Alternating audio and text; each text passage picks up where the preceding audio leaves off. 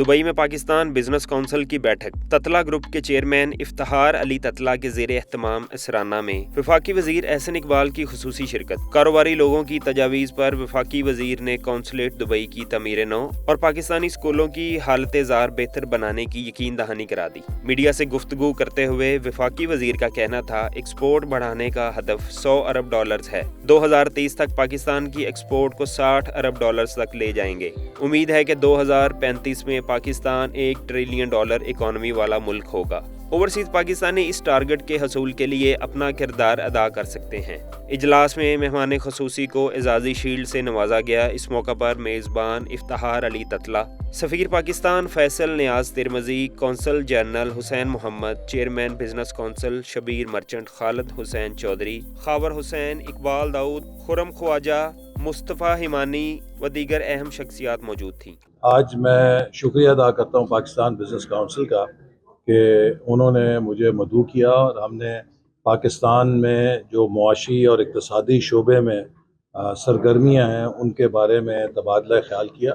میں نے انہیں حکومت کے پروگراموں سے اور بالخصوص اڑان پاکستان کے تحت جو 2035 تک ہم ملک کو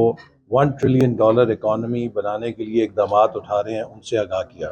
اڑان پاکستان میں سب سے مرکزی اہمیت پاکستان کو ایکسپورٹ لیڈ گروتھ معیشت میں ڈھالنے کی ہے، چونکہ ماضی میں ہمارا المیہ یہی رہا ہے کہ جہاں دوسرے ممالک نے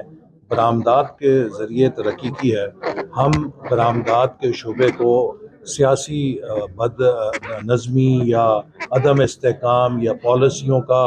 عدم تسلسل اس کی وجہ سے مضبوط نہیں کر سکے۔ تو اس وقت ہمارا ٹارگٹ ہے کہ ہم 2029-30 تک پاکستان کی ایکسپورٹس کو $60 ارب تک بڑھائیں اور اس کے بعد پاکستان کو اگلے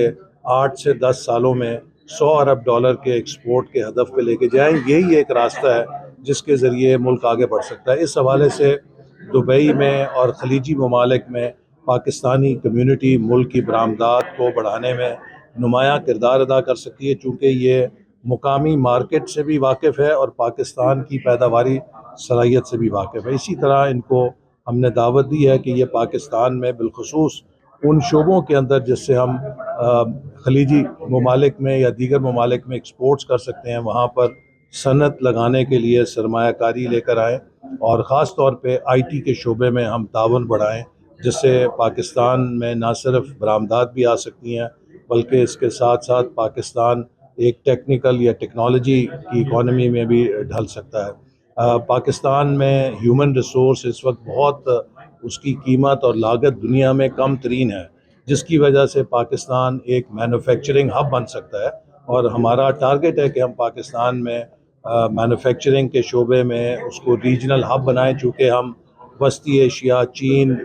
جنوبی ایشیا، مشرق وسطیٰ ان تمام مارکیٹس کے سنگم میں واقع ہیں۔ اسی طرح سی پیک کا منصوبہ بھی اب دوسرے مرحلے میں داخل ہو رہا ہے، جس کے ذریعے ہماری کوشش ہے کہ چین سے بھی ہم انڈسٹری کو ریلوکیٹ کریں اور ساتھ کے ساتھ اسپیشل اکنامک زونز کو ترقی دیں، اور اس میں جو ان کے مشکلات ہیں ان کو بھی ہم نے سنا ہے اور یقین دہانی کرائی ہے کہ حکومت ان کے جو ہمارے اوورسیز پاکستانی اس کی مشکلات ہیں دور کریں گے۔ اس کے علاوہ جیسے میں نے کل بھی کہا کہ میں نے سیکرٹری خارجہ سے ابھی بات کی ہے کہ دبئی میں جو ہمارا قونصلیٹ ہے وہ بہت خستہ حالت میں ہے اور یہاں سے ہمیں اربوں ڈالر ترسیلات میں ملتے ہیں، تو کمیونٹی کو بہتر سروس دینے کے لیے ہمیں فوری طور پہ اپنے قونصلیٹ کی رینوویشن کرنی ہے، اور ساتھ ہی ساتھ جو پاکستانی اسکول ہیں خلیجی ممالک میں ان کو بھی ہمیں ٹرن اراؤنڈ کر کے رینوویٹ کر کے بہترین درسگاہوں میں تبدیل کرنا ہے، تاکہ ہم ان اربوں ڈالر جو بیرون ملک مقیم پاکستانی ہمیں بھیجتے ہیں ان کی ریکگنیشن میں یا اس کے عوض کم از کم ان کے بچوں کے لیے اچھی تعلیم کا یہاں پر بندوبست کر سکتے ہیں۔ اس وقت پاکستان میں خلیجی ممالک کی طرف سے بالخصوص UAE کی طرف سے بھی پیشکش ہے، اور اس پر دونوں ممالک کے جو ماہرین ہیں وہ ان کے مختلف تجاویز کا جائزہ لے رہے ہیں۔ پاکستان نے بھی مختلف منصوبوں کی نشاندہی کی ہے